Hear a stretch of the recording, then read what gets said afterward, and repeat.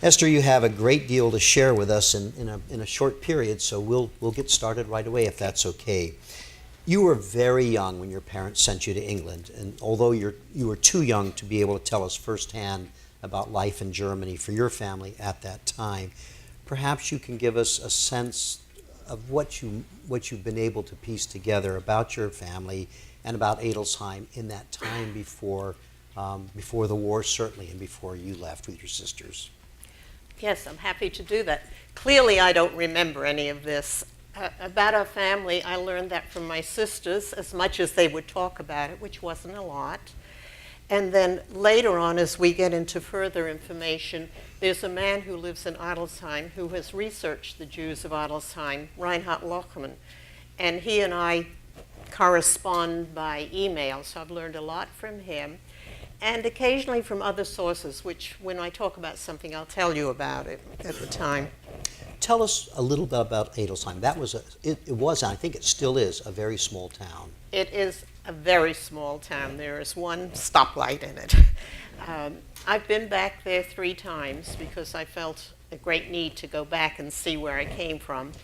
But there was a small Jewish community in Adelsheim, about 10 families.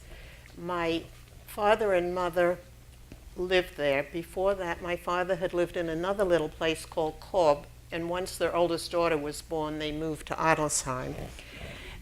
My father sold grain. He had been in the First World War and lost a leg in the First World War. Originally, he had trained to be a baker and to work in a bakery, but you can't really do that when you have to stand and you have a wooden leg. So he was selling grain. My mother worked with him because sometimes he had trouble getting up and down the cart. It's hard for me to think about when they were doing this. It wasn't in cars, it wasn't in trucks, it was in a cart, which was a lot different to do. So he did that. There were 5 children, as you saw in the picture, which explains why I have all this family here. I was the youngest, and I was born, as it said, in 1937, when things had already started to become very difficult for my parents. In fact, in 1937, before I was born, my father was being sued, saying, a customer was saying that he had sold a cow that was bad. Well, it turns out maybe the cow was bad, maybe it wasn't, but it was a way. My father lost his business that way, and not only did he lose his business, he had to pay all the expenses. He didn't get his cow back. So it was really a hard time, and for them to then have another baby, which was me, but my sister tells me that before all this happened, life in Adelsheim was a pretty happy time. They had everything they needed. They spent Shabbat visiting relatives, doing the things you do on the Sabbath.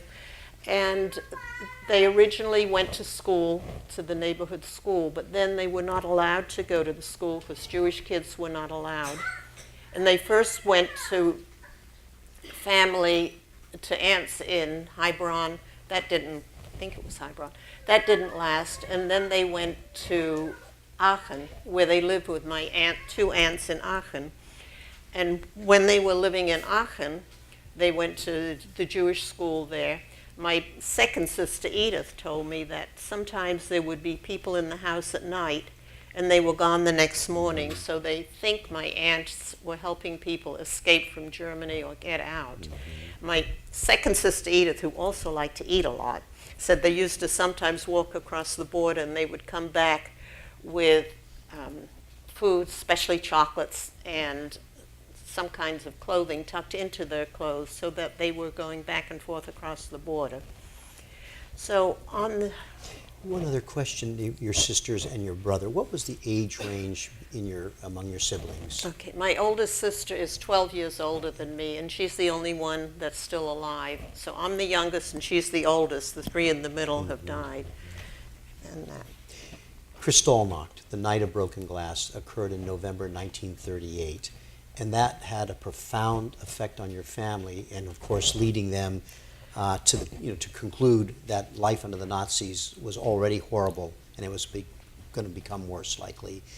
Tell us what you can about what the impact of Kristallnacht was on your family, and anything that you might know about it. Okay. Well, my sisters were living, as I said, in Aachen with my aunts, and they went off to school because they didn't really know what was happening, and they saw the synagogue burning, and they were told to go home.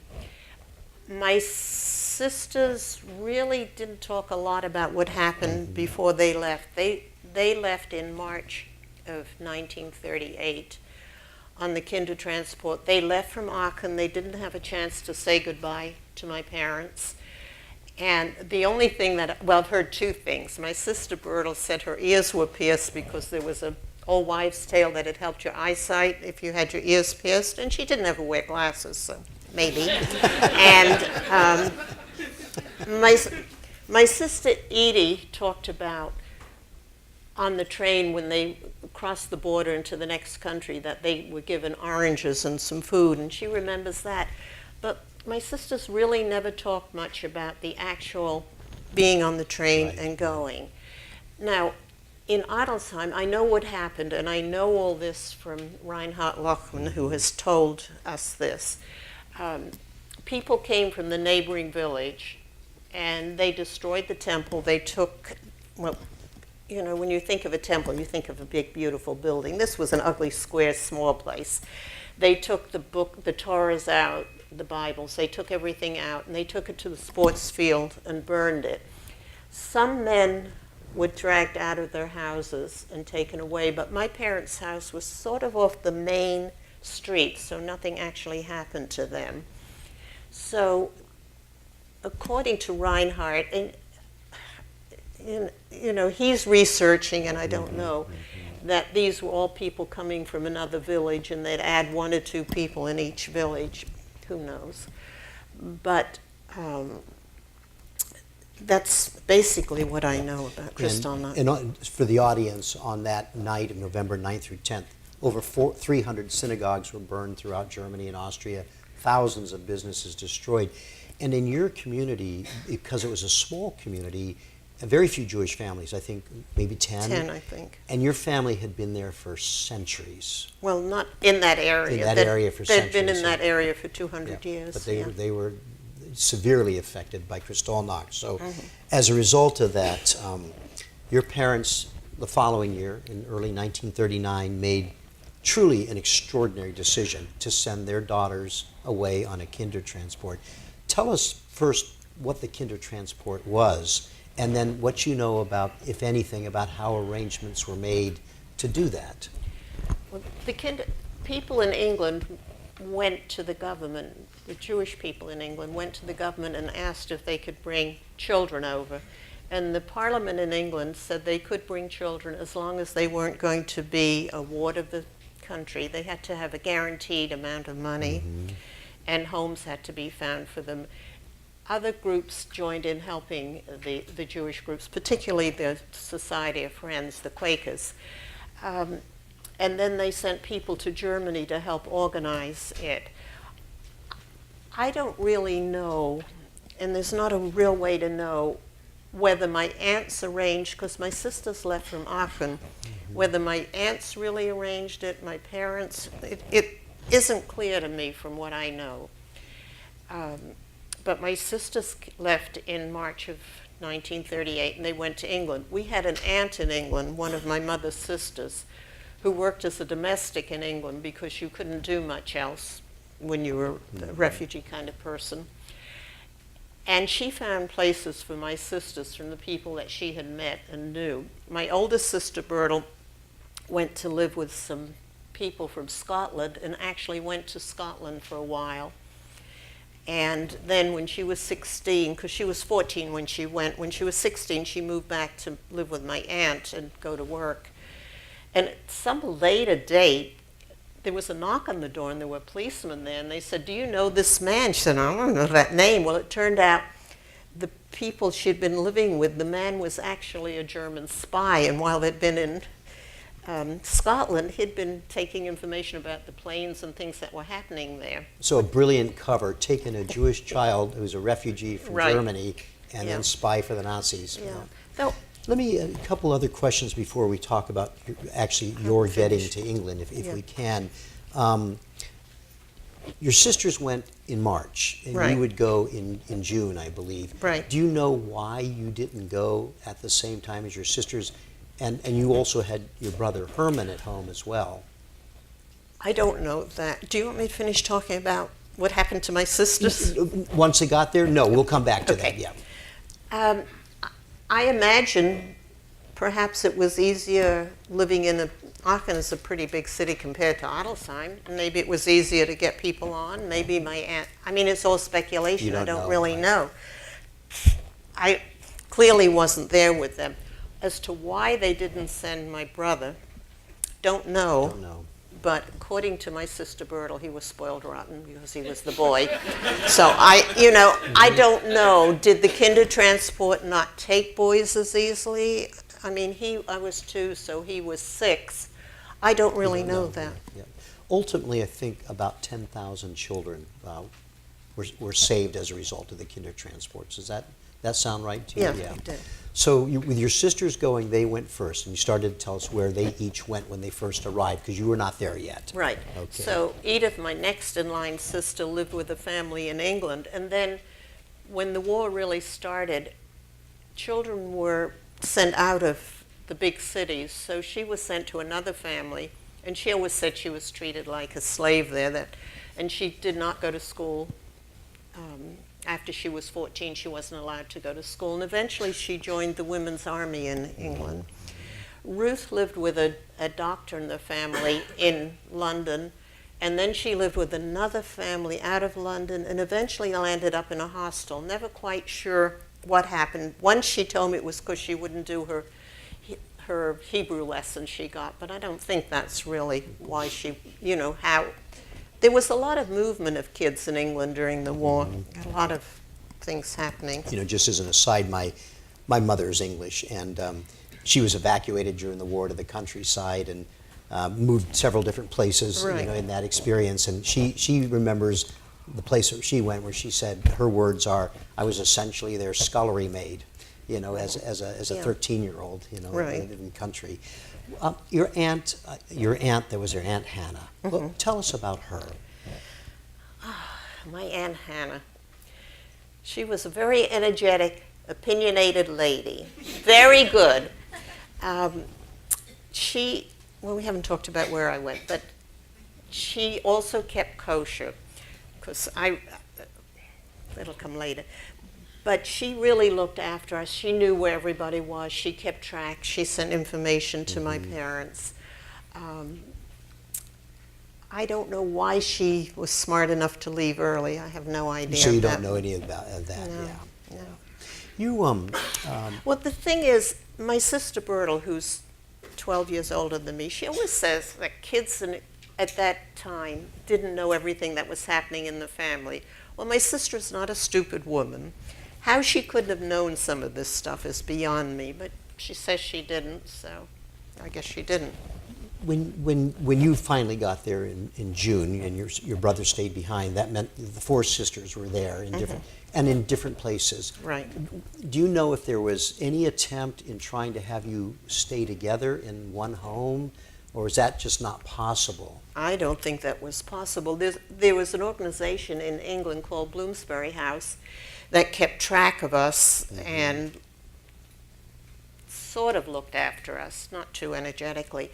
And I just got records from them, and there's extensive records about Bertel, what she was doing, any money that was given to people.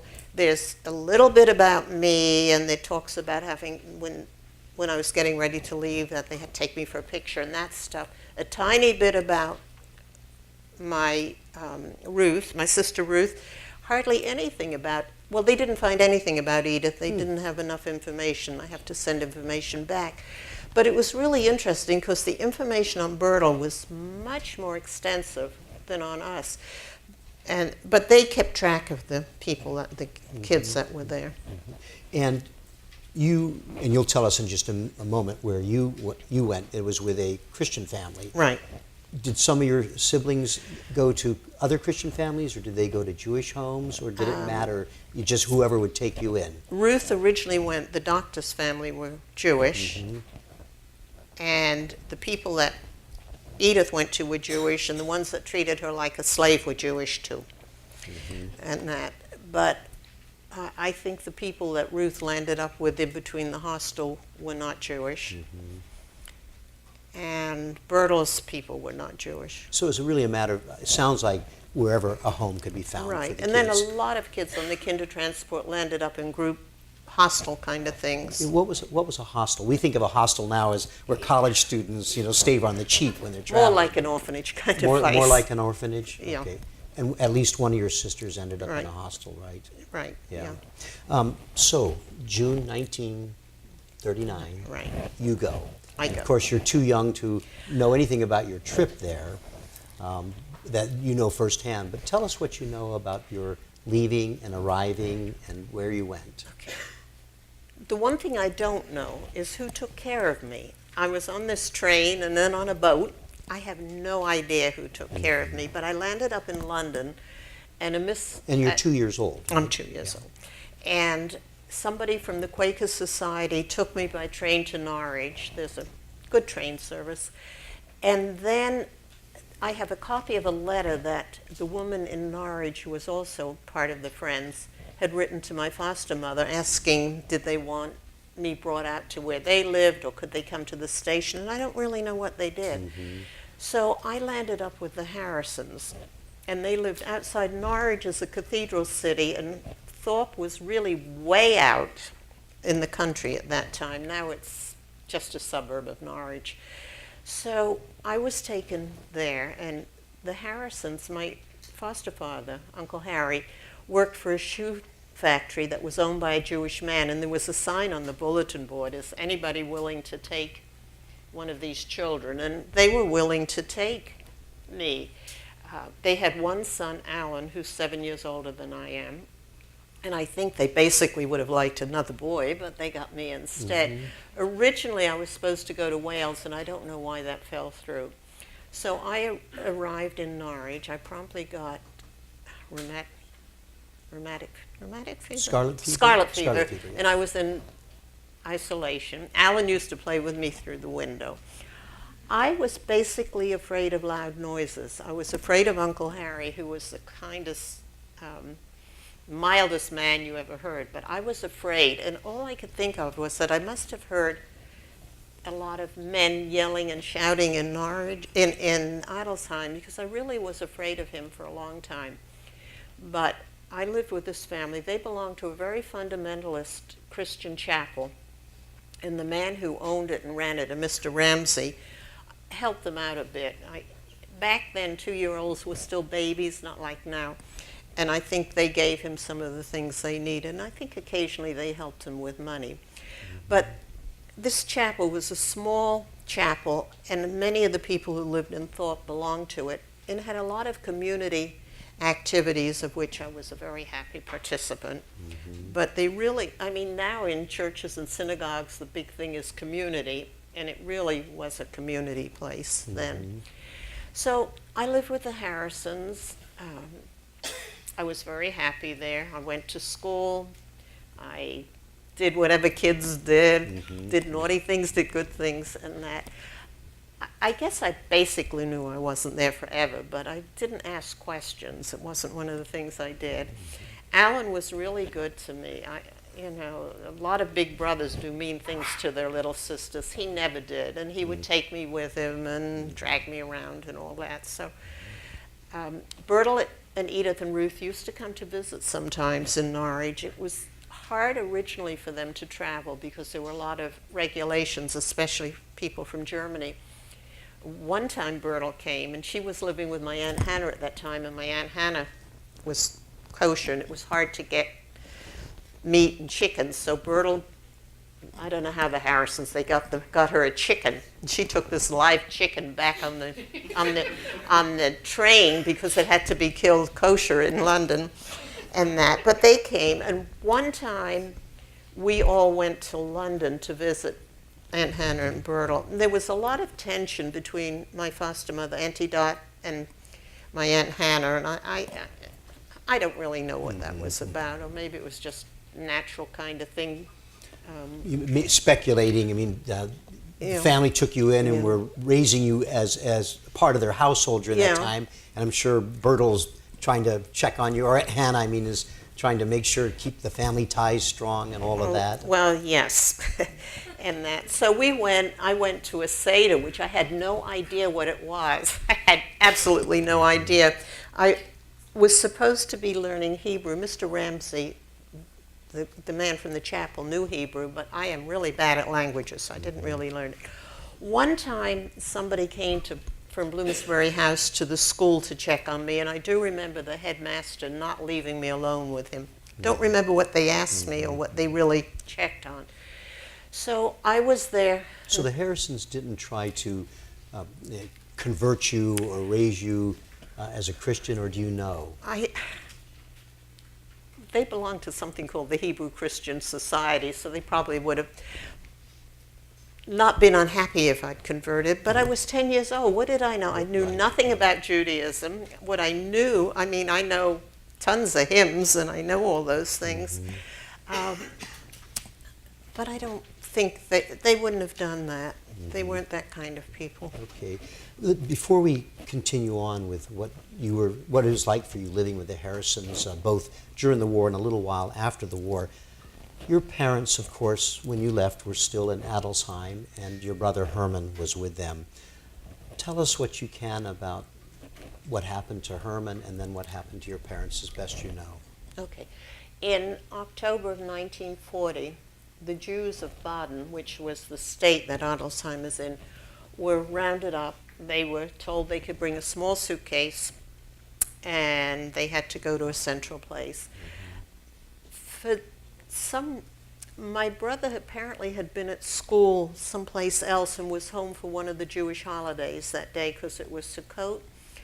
So he was in the house and rounded up with them, and they were taken to Gurs in France. They were in Gurs, which was a work camp in France, and my brother was with them. Mm-hmm. And he's probably, 7 at that time, or maybe 8? 40, yeah. Yeah, Yeah. 7 or 8. Yeah, he was 7, I guess. So my father's wooden leg, for some reason, didn't go with him. And I have copies of letters that Reinhardt found them, that show the mayor of Adelsheim saying this man had a wooden leg, where is it? And they did find his wooden leg, so his leg was sent to him in the camp, because my parents both worked in the kitchen in the camp, and that. So Which was in France, as It you was said. in France. One of my aunts was in the camp also, and the fact that they were in the kitchen, they could get a little extra food for Herman.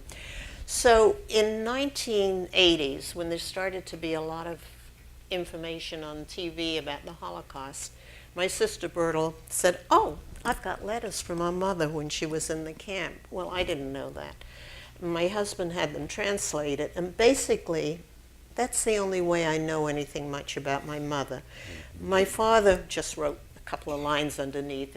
He didn't really write on it, but my mother did.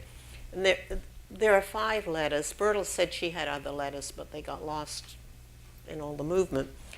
So at the beginning, my mother was very hopeful that they were going to be able to leave and get out.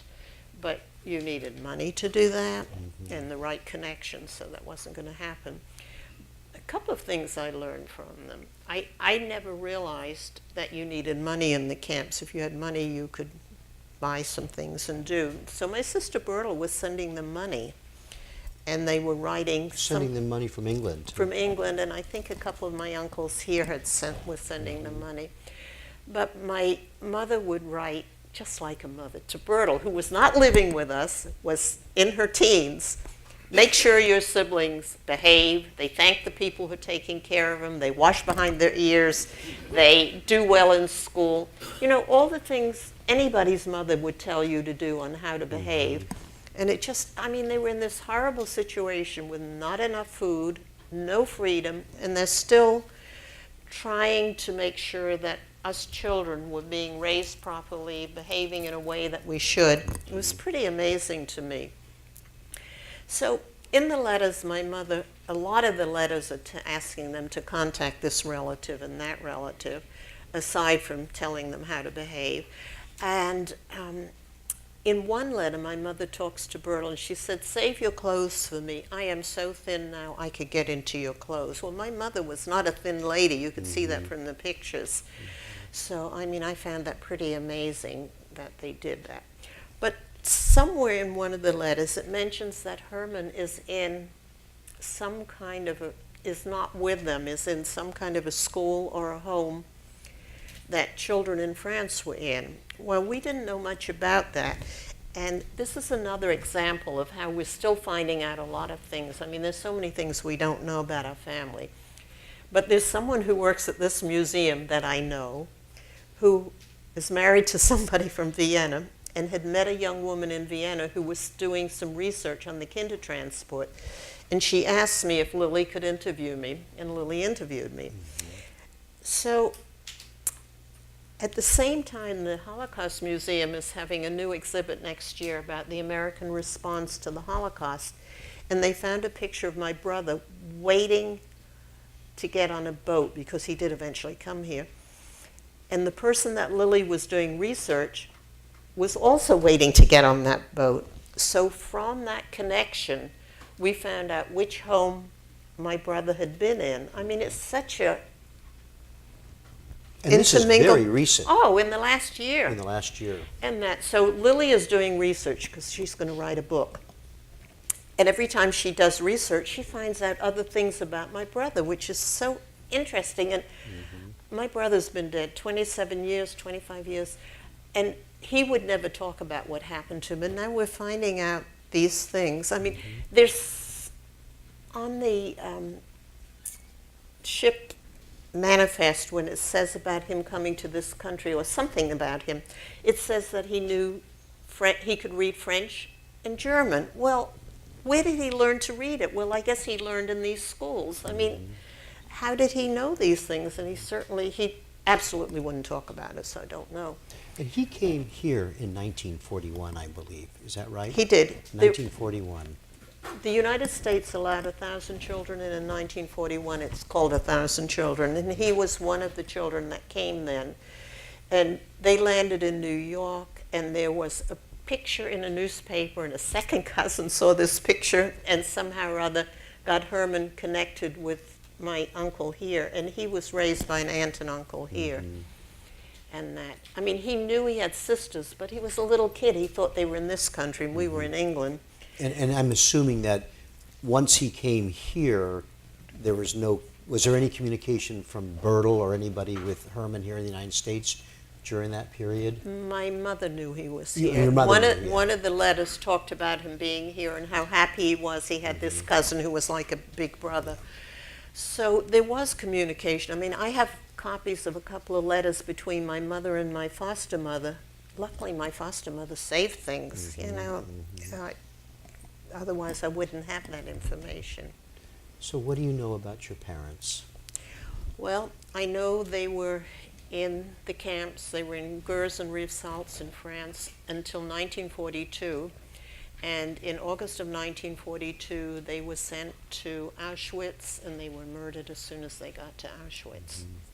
And you now know exactly what convoy train they went on? I do. Yeah. There's a book that was published by a French person. It lists all the convoys, the dates, the people who were on the convoys, when their birthdays were, where they were from, and what happened to them when they got there. Did you have, to your knowledge, did Bertel have letters from your mom up until almost the time that She did. Unfortunately, the letters don't really have dates on them, and we put them in some kind of order, but reading over them recently, I'm not sure we have them in the right order. And that. But as I said at the beginning, my mother really expected to get out. She really kept her religion. She still praised God, believed in God. And I've gone through periods when I couldn't understand that at all. And that. When your parents perished, when they were murdered at Auschwitz, obviously all communications stopped. Do you know if how Bertel or other sisters, what they thought that meant to no longer hear from your parents? Well, Bertel got a letter back, so she knew what it meant. She did, and okay. And I really didn't know. I mean, even when I came here, I kept thinking, oh, maybe they'll appear. It was a while before it really sunk into my head that, no, they're not going to. But Bertel Knew, and I guess Edith and Ruth knew, too. Right, right. The Harrisons, you've described it as a pretty happy time, and you would end up spending 8 of your first 10 years Right. living with the Yeah. Harrisons. You were, of course, the war began, you went to England in June 39, war broke out in September 39, then there was terrible war going on in England between the bombings and all of that. What do you recall? What impact did the war have on you? I know you're out in the countryside, you're not in London. Do you remember what it meant in terms of hardships for the family or anything? It's interesting because I had some friends who were English and they talked about always being hungry, and we weren't hungry. We had a garden, so they grew some vegetables. For a while we had chickens, and then I think the rats appeared and the chickens disappeared. And we got food at school. I mean, we used to get milk and stuff at school. Mm-hmm. Well, in England they give you lunch at school, and I think they even did then. We had to carry a gas mask, and when my younger daughter was in co-op nursery school, somebody brought a gas mask to the dress-up corner. Well, I had a fit, and I was in charge of the dress-up corner, so it left. I mean, I don't think gas masks are to be played with. We had a bomb shelter, though I don't exactly remember going into it, but Alan tells, Alan's my foster brother, he tells me we did. It didn't seem to impact me a lot. I never remember hearing the radio. There must have been one. I don't remember hearing it or seeing the newspapers. There was an American Army base nearby, and Alan tells me they used to go, and when the German planes came over, they would collect the scraps that fell down. But I didn't know he was doing that. He didn't tell me that. War ends in May of 1945. You would continue living with the Harrisons until 1947. Tell us about what you can about the decision to, on Bertel's part, I guess, to get you to the United States. Yeah. My mother had always told Bertel she had to keep the family together, and she did a superb job of that. Bloomsbury House found us passage to come to America. So the Harrisons didn't have a phone. So one day, Bertel and I got passage. My sister Ruth went the week before we did. Edith was in the army. In the British Army. The British Army. So Bertel called the police in Norwich, had them come around to the Harrisons and tell them that they had to take me to London the next day to leave. Well, I knew I had to leave, but I didn't know I was leaving right then. But just recently I got some records from Bloomsbury House which says that they had taken me to get a passport. I had a travel, it wasn't a passport, it was a travel something. Had taken me to get a picture. So what did I think the picture was for? You know, I wasn't thinking. And that also means the Harrisons anticipated that you were leaving. Yeah. So we went up to London the next day. Uncle Harry couldn't come because he couldn't take off work. Alan was supposed to receive some big prize that day, which of course he didn't. They took me to London and they handed me over to my sister. Alan tells me his mother's hair turned white overnight, that, you know, she was so upset. She had written to my uncle and asked if I could stay, and my uncle had written a sort of nice note back saying no, I couldn't. Yeah, it was interesting. Again, it was something, I didn't know any of this. My Auntie Dot gave me all these letters when I was an adult. I didn't know that. So we were traveling on the Queen Mary. Well, the Queen Mary wasn't exactly a luxury liner in those days. It had been converted to a troop ship, and it was on its way back. Yeah. So there was a strike the day we left because somebody important was on the ship, and it was decided it was a good day to have a strike. Bertel had a boyfriend who was a butcher, and he'd given her sausage, thank goodness, and my aunt had given us bread, so we were okay. And then we sailed. I was terribly seasick. what I didn't know until much later, Bertel didn't want to go either. I never knew that. But she always does what she's supposed to, very virtuous. And we came to this country, well, two uncles met us in New York. An uncle that used to live with us in Adelsheim, Uncle Sally, which is where my brother had lived, and then my Uncle Jim, who was married to an aunt of mine. I, of course, didn't know who they were. Bertel did. And we came down here. And we lived with my Uncle Sigmund in a big house on North Capitol Street, if you're from around here.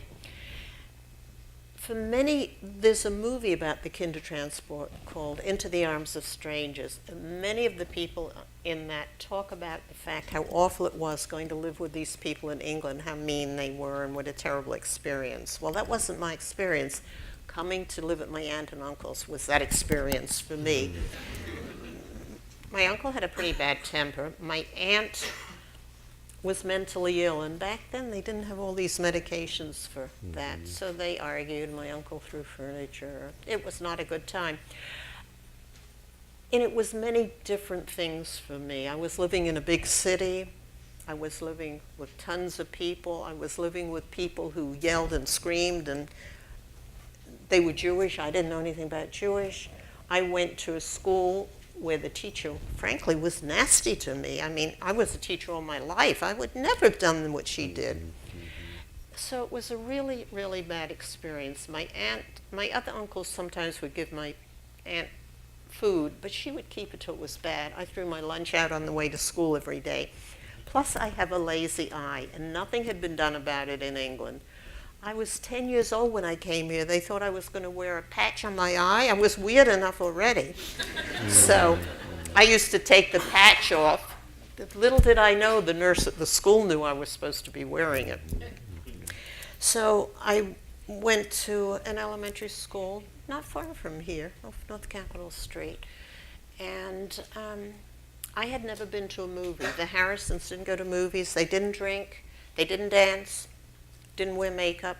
As an adult, I know some of that was because they didn't have the money to do these things, but I didn't know that then. I came here, my uncle dragged me kicking and screaming to a movie eventually.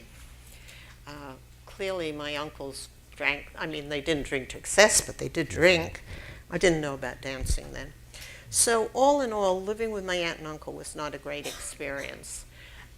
When my sister Edie came over, and once she had a job, my two sisters got an apartment. My sister Ruth was going to college by then. She went to the University of Maryland, and believe it or not, back then you could work and earn your room and board and tuition, which is what she did. Not anymore. But my sisters got an apartment, so here were these young women in their early 20s trying to make a living in a new country, and they took me. They didn't have to. They could have left with my uncle, but they did. So sometimes they were dating people that were teachers in my school. It was very strange. But my sisters were really very good to me and went out of their way. And of course, I was ahead in school because the English schools were ahead in those days. Never occurred to me I couldn't go to college. My sisters never said, you've got to go to work, which was probably good because I failed typing. But I went to college. I lived with my sister Ruth, who was married by then. I lived with Ruth and David. While you're going to college? While I was going to college. So, you know, it all worked out. And then I came back here and I taught school for a long time. When did you connect with your brother? At what point after you arrived? Was it immediate? Oh, yeah. Immediate, Yeah, okay. Yeah. Now, Bertel, of course, remembered him, and I guess Edith and Ruth. I didn't know who he was.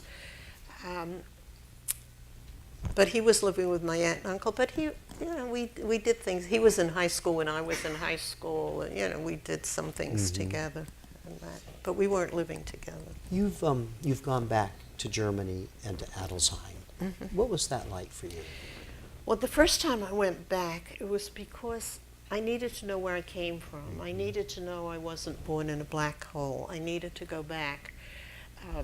Originally, Bertel and her husband Morris were going to go with me, but Morris had a heart attack.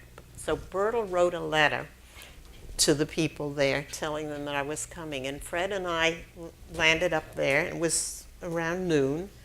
nobody was around. It was so creepy. There was absolutely nobody on the street, nothing happening. And turns out they all go home for lunch or whatever they do.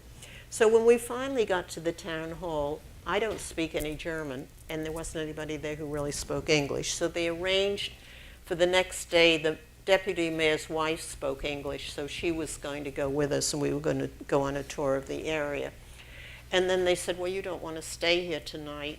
You know, you can go to the next place. I said, no, I do want to stay here tonight. I don't want to be sent away again. So we stayed in a guest house there.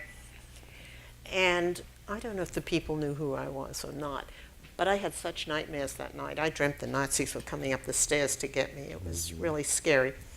But the next day we went on a tour, and there was an older man, Mr. Wedderhahn, who had actually known my parents, and then this woman who translated. So we saw the house where my family had lived. We didn't go in, but we did see it.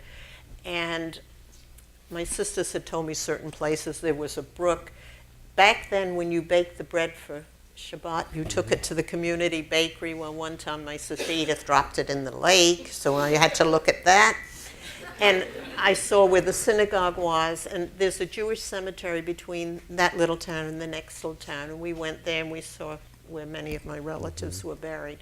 So we saw a lot. There was a little museum, and there was a tiny section in this tiny museum about the Jews. So the museum at that time was only open Sunday afternoons, but they opened it so we could go in it. And that I in no way felt like this is my home. I felt like a tourist touring. That's how I felt in it. But I was glad that I went. And there were a couple of people from the town who eventually told you that they had tried, if I remember right, they had said they had tried to provide food to your Okay, parents? that was when we went later, when I went went with later, okay. Bertel and Renee. Okay. Bertel and Morris did go at some point, and they met this man, Reinhardt, Laughlin, there. And The fellow who's become sort of the historian about what happened Yeah. to the Jewish community in right, Adelsheim, so he wrote in 2000 that they were having a commemoration of the deportation of the Jews, and they were having a ceremony. He talked about it, and Bertel and I both said, they need some Jews there.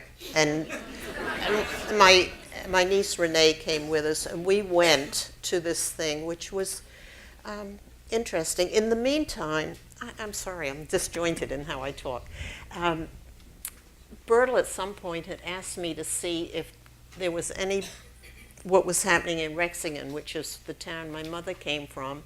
And this man answered that he was from Rexingen, but he was in Washington, and Bertel wanted to meet him. I said, Bertel, you can't go meet a strange man by yourself. So Morris went with her, and we became friends with this man, Tim. So when we went in 2000, we first went to Rexingen and stayed with Tim. Tim offered his parents' house. So we stayed there, and we got to see some places where my mother was from and the Jewish cemetery there. And there's a man who has written a history of the cemetery there with the names of all the people, so I can look up some of my family. In the next project this man did, there's a cemetery of people who were on the Crusades. I mean, what a difference in this world. So when we got to Adelsheim that time, there were two people. One person who said his parents had brought food, his father brought food over to my mother and father at night, and that his mother was very concerned because if she'd been caught, something might have happened to his family. And then another woman who said they had traded things with my parents for food. So there were people and that. So it was an interesting time. We got to go into the house where we had lived. Reinhardt had arranged for us to go in, and it had been renovated in the meantime. And what was really interesting to me, on the top floor, they had a little boy about the same age as my grandson was at that time. He had all the same toys, but his were neat. They were stacked and put away. They were not a mess. But it was just interesting to see that. You mentioned, of course, that your sister Edith, I think, had been in the British Army. Did she end up being stationed in Germany? She did. And she went to Adelsheim early, right? She went to Adelsheim when she was stationed there, and somebody was walking along the street and said to her, "Bist du kinder. She looked just like him, actually. But she got us birth certificates and things like that. She had been. And Ruth has been, Bertel, we've all been. You've all been. Yeah. You, in the remaining time, I know we want to turn... Oh, Herman hasn't been. Herman didn't go. Right, Herman didn't go. And as you said earlier, Herman never talked about it. Yeah. No, in fact, the first time I went and I sent a postcard back, his wife said he wouldn't even look at the postcard, so don't know. We're going to turn to the audience and see if you have some questions in just a moment, but you've remained very close to the Harrison family. Say just a little bit about that. Well, as I said, my sisters were very good people. They made me write letters and that. So we have visited with our kids. Our kids have been back and that. In 1964, Alan came over as an exchange teacher, and we brought his parents over to visit with us, which was really very special for them and very special for us. And I was just in England. My foster parents have both died by now, but I just went to visit Alan, and he's getting old. I mean, I'm getting old too, but he's getting older. And that, but we have so much history together, so many things that Alan used to visit here pretty regularly, and after my foster mother died, Uncle Harry used to come and spend 6 weeks with us. What's really interesting, he loved to go to synagogue with my husband, and at some point after he died, Alan found out that Uncle Harry's father had been Jewish, which he never knew. Uncle Harry never knew that, or at least if he did, he never told us. So it was kind of interesting. Did any of your sisters stay in touch with any of the families that they had lived with? I think Ruth was in touch a little bit with the first family she lived with, and the son came over here. I don't know if he came permanently, but Ruth did see him when he came over. Yeah.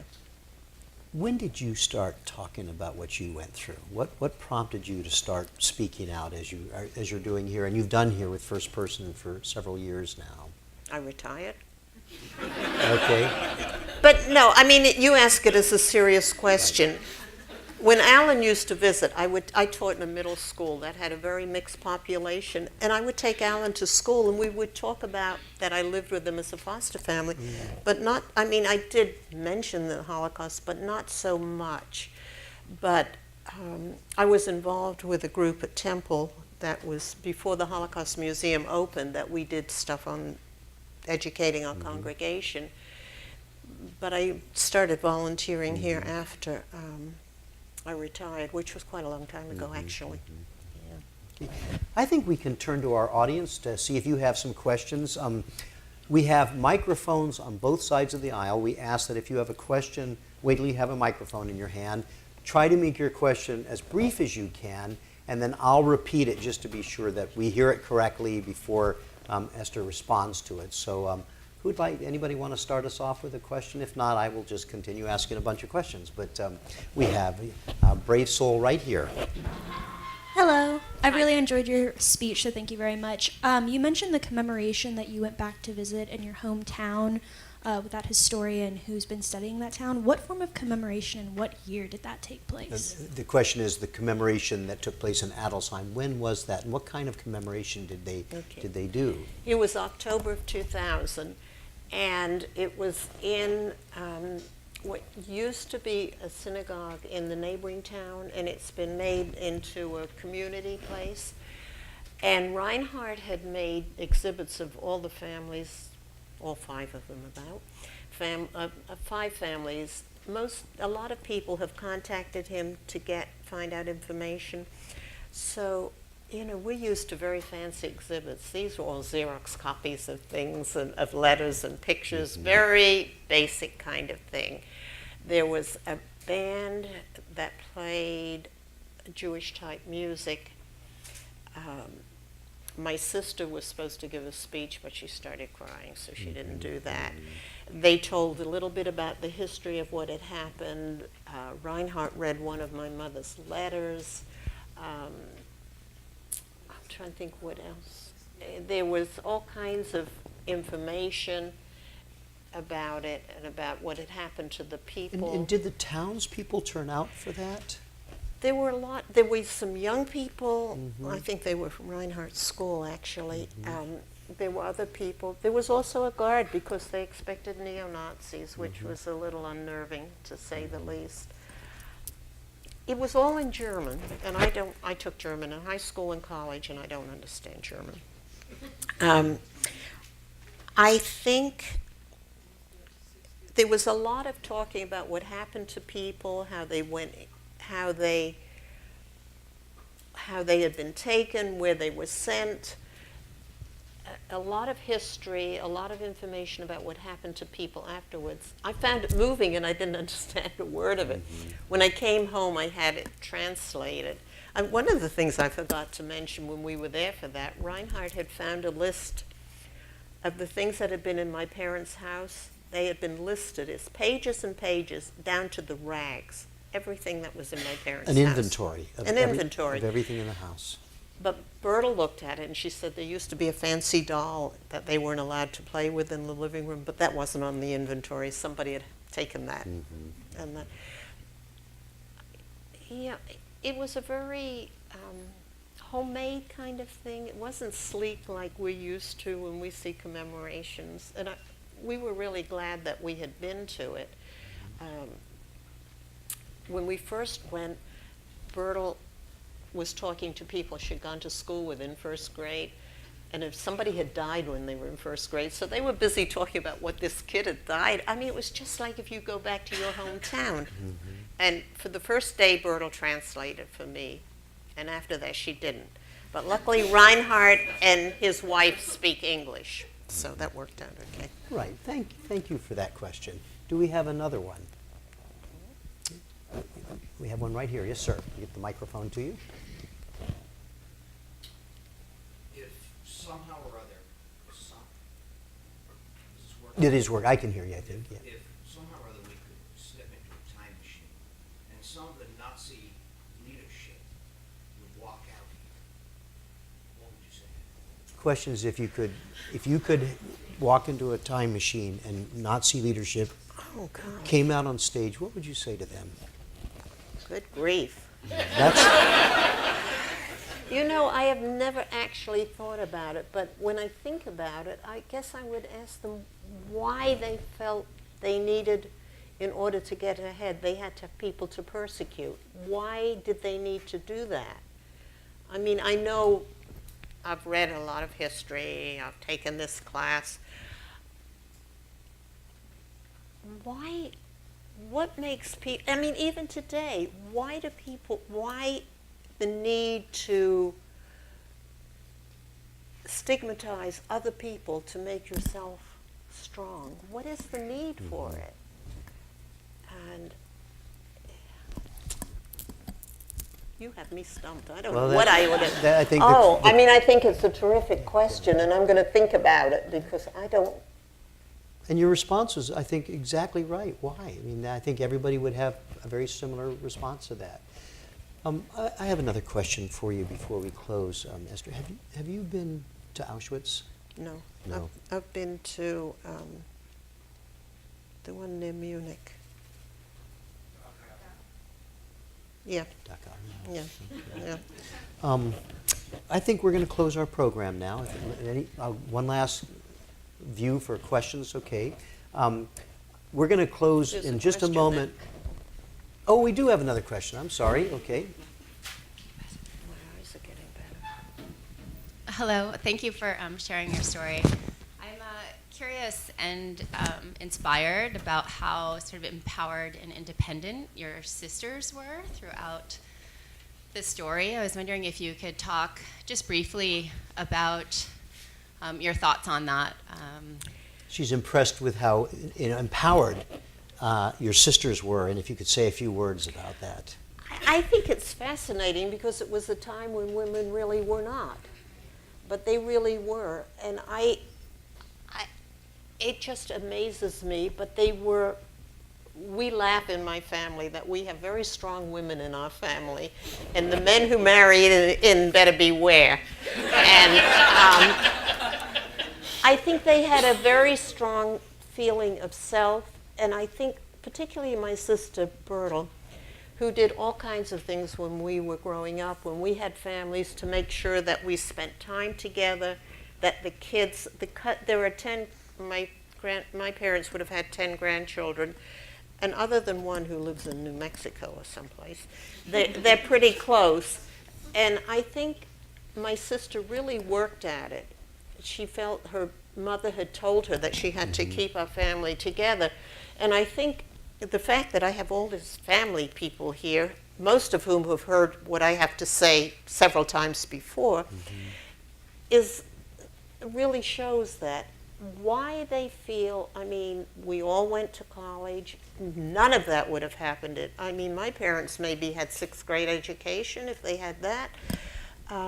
My sisters, only my sister Ruth went to college. My sister Edie got her GED and took some college courses, but she was really smart, my sister.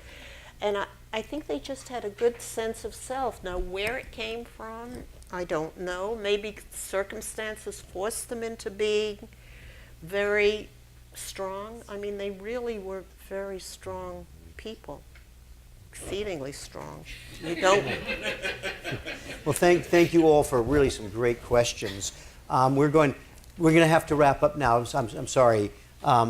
I'm going to turn back to Esther in just a moment to close our program. I want to thank all of you for being here with us today. Remind you, we'll have first-person programs each Wednesday and Thursday until the middle of August. It's our tradition at First Person that our first person gets the last word.